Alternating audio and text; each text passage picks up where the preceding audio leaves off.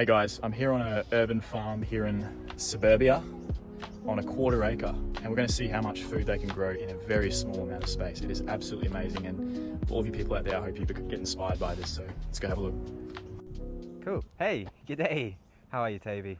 Good, how are you doing? Yeah, good. Yeah, good. This is just showing off our new sign at the urban farm, Grow Health Connect.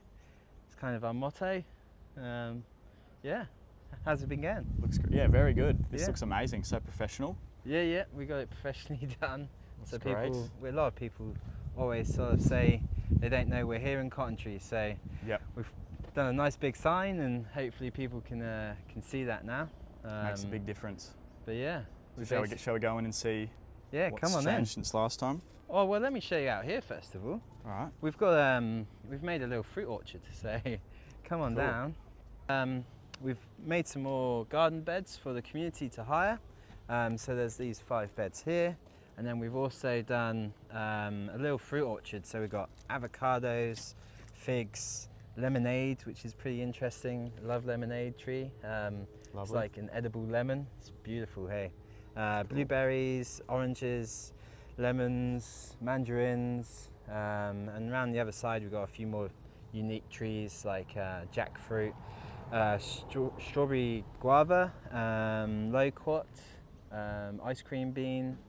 Yeah, so a little bit more funkier fruit around the side there. That's and awesome. then this barked area here is actually going to be a native bush tucker zone. Oh wow. So we got funding, a council grant, along with a lot of the other community gardens on the Sunshine Coast, and yeah, we're going to put in loads of bush tucker in there, Davidson plums, midgeon berries, lemon myrtles, yeah, the miracle fruit tree as well, which is pretty interesting. I don't know if you ever had that before. No, I've never tried that one. Oh, it's actually over here. We're going to move cool. it though. We've also replanted some of these beds, so this one's pretty cool. It's gorgeous. everlasting daisy, and it's like paper, but it's cool. And then we've got Rosella, which has got a close place to my heart. It's my daughter's name. Beautiful. And then we've got a chili patch. So yeah, these, I think they're called rattlers, the little red chilies there. More Rosella, more chilies. Yeah. So it seems like just trying to fill as much space as possible in the garden. Yeah, well, out here, so this is the front of the community centre, so people can come and help themselves to a few bits and bobs if they like. And chilies, people don't usually take too many chilies. We did have tomatoes out here, but people would sort of take them all. Yep. But yeah, we've also got, this is an interesting one, which I always like to show people on the Sunshine Coast. This is actually called Go-To Cola. Oh, this is a weed, isn't it? Well, yeah. Grows like a weed. One man's weed is another man's, medicinal herb. So this is very good for longevity. I chuck it in all my smoothies, and it literally grows like you're most likely, if you recognise it, it will grow in you'll see it growing in your back garden, especially if you're on the Sunshine Coast. But you got to be careful. Another plant does, violet leaves look like it, but this actually has more of a V shape, and it's a bit thinner than violet leaves. So yeah, we put that. I always put that in my smoothie mix. Sometimes it can be a bit bitter. Sometimes it's not too bad. I'm not really sure. How do you go? The bitter one? I see the bitter notes. Sometimes we need a bit of bitter. But for how well that grows, I would definitely like that in my garden. Oh, and it grows just by itself, that's what you want to do. Grow easy, abundant food that you don't actually have to do anything for. So this is another interesting one that people always ask. This is a bit nicer flavour, but it's called Narangilla. And you can see... The spiky one. This really, I had this here and I never knew its full function. Sometimes you got to wait and observe, and the permaculture sort of way, and I actually found out a lot of good bugs all hung out on here. So I've seen what are they called, lacewings. There's even a couple of ladybirds. There's a ladybird there, and I think the spikes protect them from the birds, because birds they don't discriminate. They will eat any bug, good or bad, So. And you eat the fruit? Yeah, so you can eat the fruit here, and I always say, I always get spiked while doing this. It's so spiky. Yeah. has a little fluffiness to it. It's actually from South America. I thought it was native to Australia, but yeah, from South America, and really great with yogurt. Has tons of seeds on the inside. Wow. That's for you. And you eat the inside only? Yeah, oh yeah. I generally just eat Cheers. billion. Cheers. But yeah, just kind of sour, good with yogurt. That is nice. Really good for It's you. almost like fruit caviar. There you go. That's how I'm going to describe it to the customers. Fruit caviar. And then we put in a star fruit here. Lovely. Our Tahitian lime's really starting to kick off. And not too many stink bugs this year. Sometimes it's been covered in stink bugs, but we really, you're trying to build plants' immunity, so we've been giving it a lot of trace elements, and also a bit more calcium and silica as well to build up the cell walls of plants. And yeah, it's definitely a lot less the citrus bugs. I actually got sprayed in the eye by one when I was harvesting a lime not so long ago, and nearly really blinded me for like 10 minutes. I was getting a bit worried for a sec. So yeah, be careful when you're pulling off those citrus shield bugs. I'm just trying to see if I can spot one, but I can't, so that's a good sign. Yeah, it looks very healthy. Yeah, really doing well. And this is the entrance. Yeah, welcome to the Urban Farm. We've got a little farm gate here, so we've got a couple of things. That is so cool. Ginger, actually, the ginger's given to us by the Fools Farm, so thank you, Pedro. Oh, cool. And then we've got loofahs as well in a minute. I'll show you. A lot of people will go, huh? You can grow those? Yep, so we've got some over there. And then, yeah, some chocos and some honey from our hives that are just over here as well. We won't get too close because I know you just said you're allergic, but come and have a quick look. Not officially allergic, but swole up last time. So just in here, this is actually a flow hive that was given to us. So I haven't extracted from there yet, but meant to be super easy. You just turn a key and out it flows. But super busy hive, really busy bees. We did stop it from swarming a couple of weeks ago. Oh, cool. So how much honey have you got from these guys this season so far? Oh, I mean, it just depends on when you start the season, but we usually get about 30 Ks. One year we've had that 4 times a year, and one year we've had that once a year. So last summer was really poor because it was just pouring with rain the whole time. The bees couldn't fly. So we had no honey, but when we have rain and then some sun, a lot like plants, they grow better. The bees produce better honey, and they actually get a lot of their honey from the eucalyptus trees here. So when they're flowering sort of at the end of winter, so they don't have to go far.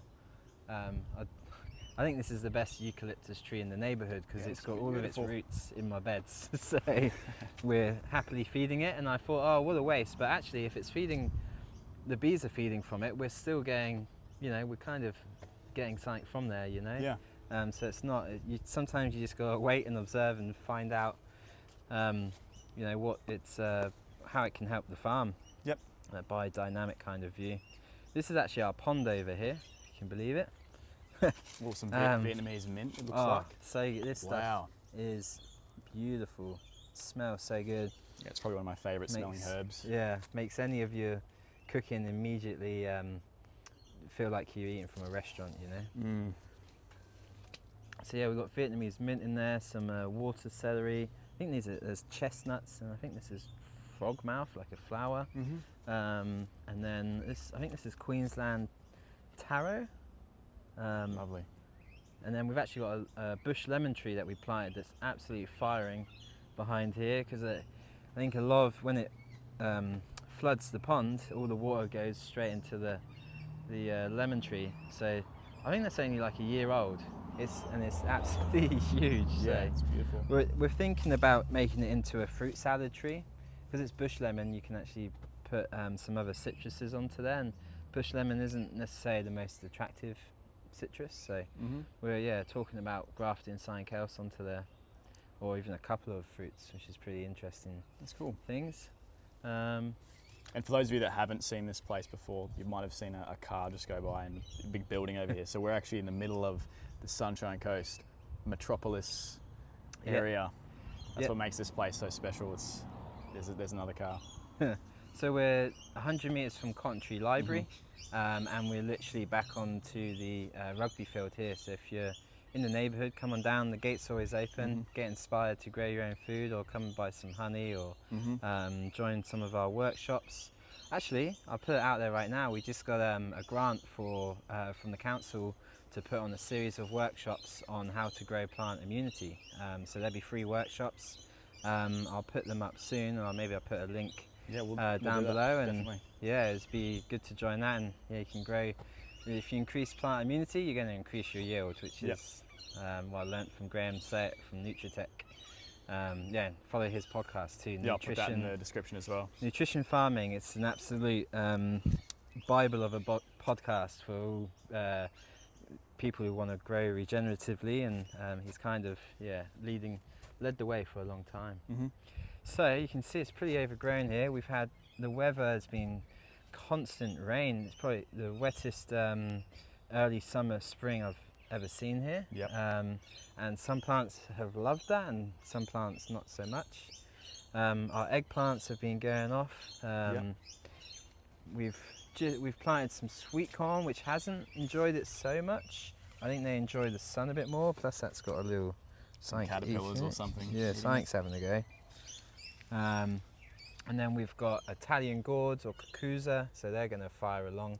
And we use it here in the summer. The last video would have been not much canopy up, but we use it now to shade and to cool down the whole area, but making sure there's good pockets of light coming through to the beds beneath. So all of the shade is over the alleyways, so just increasing space to grow. But I mean, hey, we're not perfect either. We got this guy here who's eating the 28 spotted ladybird. He's the bad guy, so he can go. See ya, buddy. I thought he was a good one. He's the only bad ladybird. So you can tell that they have more dots on their back. It's a bad one. 28. Yeah, they're kind of a bit more orange, and I mean, I don't count the spots every time, but But the plant is slowly kind of fighting it off. Basically, what I think happened was we had a huge flush of eggplants at the beginning of the year. As soon as the heat hit, we had more eggplants than we knew what to do with, and it just sucked all the minerals from the plant. And then that's when the pests started coming in, and that's what Graeme Sait teaches is, you got to get that mineral balance. If you have the right minerals, then the plants can protect themselves. So we're starting to foliar spray with trace minerals, and we're still getting fruit from it, even though it's damaged. It's not dying. It's only slowing down the yield. But it seems like the way you guys manage weeds here is by growing more plants to fill in the gaps. Like the plants become the weeds. Is that how you would describe? I always think in a way you're blocking out sun to weeds, so that helps keep weed pressure down. Any plant is better than no plant. Any plant is feeding sugars into the soils and keeping that microbe population up, which is the regenerative way. And a healthy plant too is also doing that a lot better than an unhealthy plant. You can see here, like, we've got sweet potato growing around the edges. That's kind of shading the metal. One of the biggest issues we have here, we actually harvested all the sweet potato from this bed. This sweet potato is going crazy, but the sweet potato just is like a bit of a cover crop, a living mulch as well. But the issue we have, this metal, and if you have metal beds at home, in the summer it just heats up way too much, which isn't good for microbes. It isn't good for plant moisture and soil moisture. So we try and cover it up with either something living or overhead. So you can see the potato does quite well at that. We've got the cranberry hibiscus here, which grows in front, which does that job quite well. And we're trying to grow salads in the summer here, which is notoriously quite tricky. So we've got it under a shade cloth. I mean, they like full sun, but they don't like full heat. So you got to try and micro manage the climate a little bit. This is pretty interesting, actually. This is sheep wool. And it's given to us by a medical facility, and it's actually the new bubble wrap. But being a medical facility, they can only use it once. It hasn't touched any medicine, it's just in the box. And so we go and collect it from them, and we use it as our mulch covers, because one of the things I really don't like about big organic farming is the amount of plastic that's used as a mulch mat, which is kind of a necessity when you're doing large scale. But we found this stuff works just as well. It controls temperature, it keeps moisture in, it actually even keeps moisture out from the big downpours. And yeah, how does the soil look under there? Oh, I mean, look at that. Fungi everywhere. It's just nice and soft, nice and dark. It's not too wet, it's not too dry, and it's pretty good. So that's definitely helping with that. We also, feed lots of straw, hay, wood chip around the plants that like a bit more fungi-dominant soil. So yeah. Oh, this is the loofah. So this is what they look. Big You're boy. not aware, but yeah, this is what they look like. It's probably close to being ready. You can hear it starting to crunch. But yeah, great in the shower. Honestly, it's I've never used one before. In the shower? In the shower, never. Oh, well, mate, you should, because after a hot, sweaty day like it is at the minute, nothing better than exfoliating with one of those sponges, and they last a year or so, when they're made right. And I look forward to my shower with a loofah every night. So after sweating here all day, it's a necessity. So yeah. So cool. The beans have been going really well. Yeah. Wow. They've been firing. We basically, I like to feed, if the plants have given a big yield, then I like to feed the soil with a little bit of compost, and that's going to help with new growth. And then I also spray with trace minerals or sea salt or worm tea, and that's going to help the plant's immunity. So you're keeping it healthy, but you're feeding it food as well. I mean, if we're taking a lot of food out, we've got to keep putting a lot of nutrients in as well. So it's really, a lot of trial and error, but it's working really well. I find with beans, cow manure works best, because it's I think it's like a 5-5-5 cow manure mostly. But yeah, we've been picking huge amounts. So we've even got snake beans mixed in there. We've just planted some winged beans. So what we generally do is we grow snow peas in the winter months, runner beans in the spring and autumn, and then snake beans and winged beans in the summer. And so you've always got a bean growing, which beans are so healthy for you. A large part of the blue zone diet is beans, and yeah, also it's helping the soil. It's nitrogen fixing. So yeah, we've got beans here. We've got beans everywhere. This is the Italian gourd. There's no fruit on there quite yet, but honestly, you get baseball bat size zucchinis. Basically, is how I sell them and what they taste like. We've got the old choco as well. Lovely. Quite the old infamous. That's a Queensland fruit fly there. Oh, there you go. He's a bad guy. It's the male though. Boom. We actually haven't, because we've got capsicums here, the females will lay their eggs in them, but I put little traps with apple cider vinegar out, keep them topped up, and we have zero issue with, this is the male trap for the Queensland fruit fly. Buy them from any good hardware shop, and that kills the males, and then the apple cider vinegar kills the females. And first year we got zero capsicums because they're all, I don't know if you've ever experienced it, but it's the worst thing, because you're watching the capsicum grow and then you go to pick it and then you go, oh, the skin's a bit soft, and then there's maggots inside. But it's hopefully, fingers crossed, it hasn't been a problem this year. And also we've had that's beautiful. a big problem. That's actually a vegetable shield bug, which is not a good thing. But yeah, these are they banana capsicums? So yeah, Oh wow, it does look like a banana.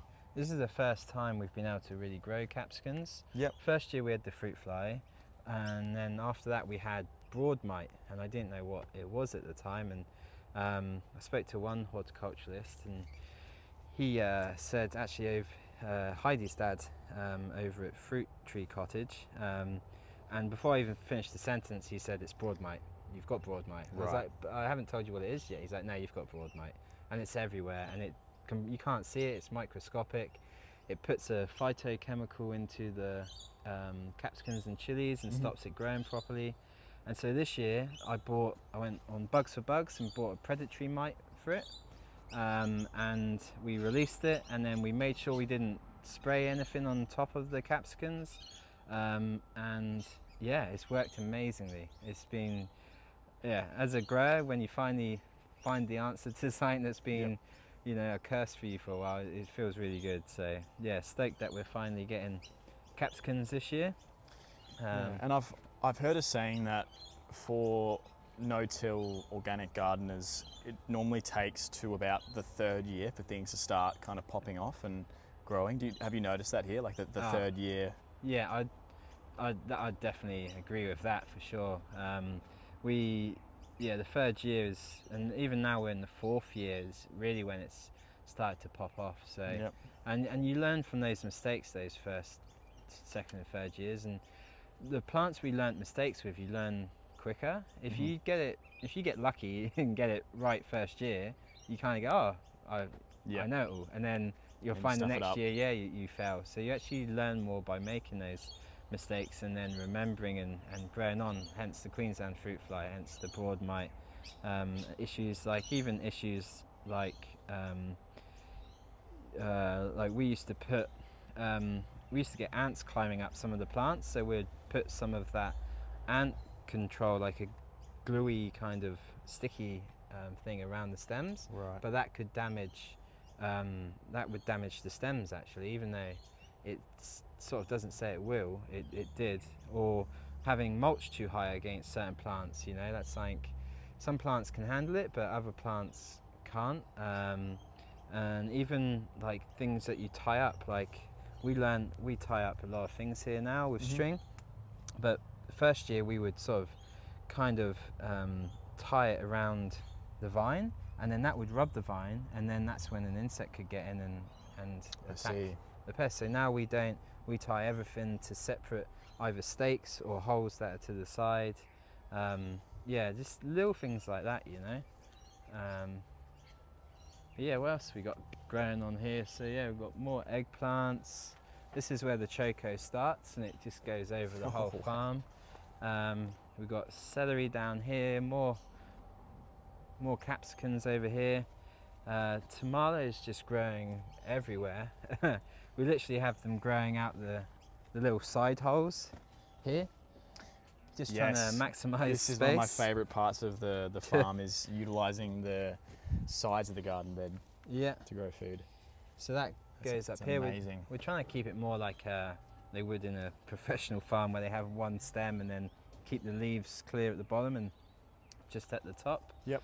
And then more beans, more eggplants down there. This is Tulsi, I believe, or a type of basil, which one of the local Thai restaurant that's doing really well books out all the time. Adam and Saya over there, they buy bags of this each week. This is actually their secret ingredient, so it's out now. Keep it up. But it actually has like a taste. It numbs your mouth a little bit when you eat it. Lovely. And he was saying this is part of a very famous dish in Thailand, where it's like rice and garlic and chili and a little bit of pork, and then they put this in on the end. It numbs your mouth, eh? Wow. Yeah. It's like eating Vicks Vapor Rub. Yeah, a bit more tasty than that. Yeah, tastier, but kind of a bit mentholy. Yeah, it has that, has a feeling to it for sure. And then down here we've got our papaya trees. I don't know if you've seen up there. Oh, lovely. So we pick ones off there every day pretty much, but we've been spraying those with calcium and silica and sea salt to really, you always get black spot issues with pawpaws. But yeah, it generally is nice and clean now. We're using a bit more higher calcium, then the plant build up its own cell walls, and so This reminds me, actually, this weed here I've got in my garden, Yeah. nutgrass. yes, yeah. How have you been controlling this weed? Oh, I mean, it's grass, so it's in the right place. It's underneath our feet right now. Right. But we did have a problem with it, and I can't remember what we did, but it just disappeared. We just, Wow. I know, I don't know. We That's made lucky. the soil nice for it, or what? But we put other plants in there, and it just never. We were picking it out first of all by hand, and people go, "Oh, it never dies," but you know, everything dies eventually if you pick it enough times. But this is our pumpkin patch, so we sealed it off. We put a gate on the end there, and then we just said, "Hey, pumpkins, help yourselves, go all out." And then we put a little, you know, the Three Sisters. I don't know if you heard of that. Squash, corn, and beans. So we got two sisters here. So we got corn and pumpkins together. There are actually some beans down there as well, but I've actually blocked it off because I'm always the one who will trudge through here and break the pumpkin. So we just sealed it off and said, "Pumpkin, this is your space. Do what you want," and it will climb up the back here. We'll have pumpkins hanging off of all sorts of areas, you know, which is pretty cool. Yeah, that's awesome. Pretty amazing how they're so strong they can hold their own pumpkin. Yep. But yeah, that's Pretty much everything. Yeah, I'd show the more capsicums down here. They're going well. We do sometimes I bag some up just to sort of increase in case the fruit fly does come in and we don't catch it in time. At least not all the fruit will be ruined. But yeah, these are the little traps I make. Just a little hole, a little bit of apple cider vinegar, and then yeah, close to the plant they like to eat the most, you know. Cool. Oh, let me show you something else that's quite cool. Whoa, Our first bananas here. that's That we've beautiful. grown. So yeah, they're going really well. Wow. And so most people probably haven't seen this before. This is the actual like flower part, right? Or is the whole thing the flower? It starts off that way, and then each day one of these petals peel off, and there's another row of bananas underneath, and then they get pollinated by birds and the bees. Yep. And this, like, it's just going to be a huge bunch. I don't know if it's because it's the first one or we feed it really well, but yeah, it's going to be a monster bunch. It will keep going. Yeah, I think in Thailand they eat the flower as well, but cool. we actually use it as a fertilizer. So it drops off every day. You can see they fall off here, and then we pick them up and we use them Use in mulch.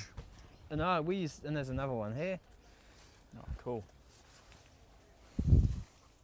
So yeah, bananas are actually a herb. They originate from a swamp, so they really like the wet conditions we've been having. And yeah, they just they taste so good when they're grown. Yeah, Grow your own lady fingers too. definitely. So yeah, we collect up all the flowers and then I'll make a fertilizer. So this one here, all we do is get all the old banana leaves. I put some comfrey, I think, in there as well. Wow. And then we put some ancient indigenous microbes. So this is sort of the Jadam, Korean natural farming way of doing things. You can see how alive it is there with bubbling. With the bubbling. It absolutely stinks. And we'll leave this for a good 6 months till it starts to not smell so bad. And that's when it will have a lot more of the good, it will be fully broken down and not so much of the anaerobic microbes in there. So, Right. But that's what we do with all of these. So we've got one here with fish. It's a bit of a mess, but even got another banana Right above it. right above there.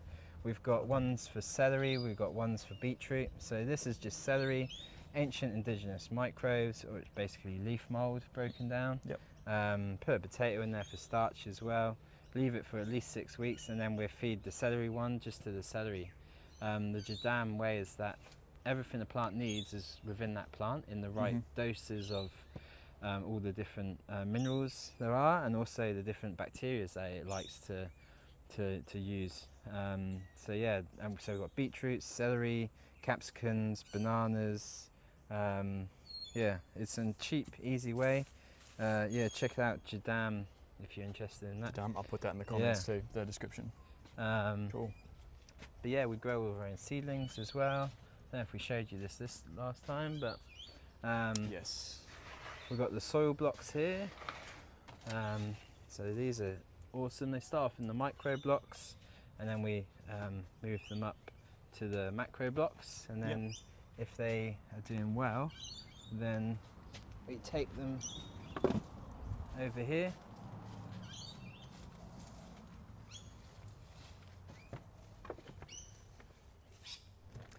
to our greenhouses. So Oh wow, cool. So it's a good little system, and we've always got backup plants for if anything dies.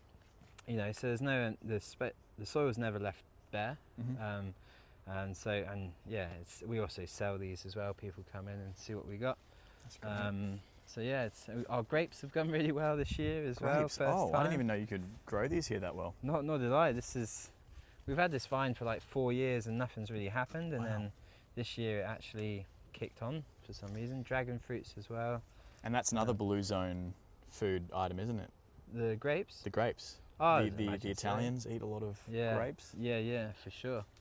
And then trying to grow some salads in our little greenhouse under cover. Yep. And then more tomatoes in there. And then this is I think this is it yam? Sure, someone would say in the comments, but yam or yaccoon. Mm-hmm. Such a beauty. It was crazy, this tentacle, like it whoa. spreads out. It looked like something out of the deep oceans when it started, because it had no leaves on it. It was just these purple tentacles going everywhere. So we built a frame for it, and and it's going pretty well. So Yep. yeah, feijoa is starting to grow a bit more. Our mandarin tree's growing well. Beautiful. Bay leaves. We've been making some Christmas wreaths out of the olive branches this year as well. Yep. Selling those, and pawpaws are going well. It's all growing pretty well, to be honest. Yeah, it looks great. Because we were speaking off camera, but the farm nearly closed down the last few months because of some financial issues with the community centre. But we kind of just really focused on the farm making money and selling the farm boxes and selling honey and advertising our farm tours that we do. And also, we've got kids interactive tours through the school holidays, so the kids can come down and taste and try things and see how wildlife. It's amazing when the kids come in here; they just spot things that my eyes don't even pick up. Yep. Which is pretty cool, and it's been amazing, the help from the community and all people helping with brochures, people helping with financial plans, people helping give us exposure. We're on the Sunshine Coast Council website as a environmentally conscious business with the wool we're upcycling. The fact we have a community compost that people can use, and a lot of our infrastructure and a lot of our, if you come down here a sec, had a lady, Louise, she was getting rid of her bamboo, so she dropped it off sick. here, and Dave, our engineering magician, has just been building frames out of, we don't give him any, there's zero budget for him, and he just makes it happen, so. That's awesome. He's building a frame. We're putting another shade net over there because these beds get a lot of leaves from the eucalyptus in, which is not good for soil. It's got a bit of a plant inhibitor in it. Yep. So yeah, it's just been and all the volunteers here as well. We have over 30 volunteers who have all stepped up and helped in their own way. And Wow. so yeah, we're keeping the farm basically, Yep. which is a very positive thing. And It's great news.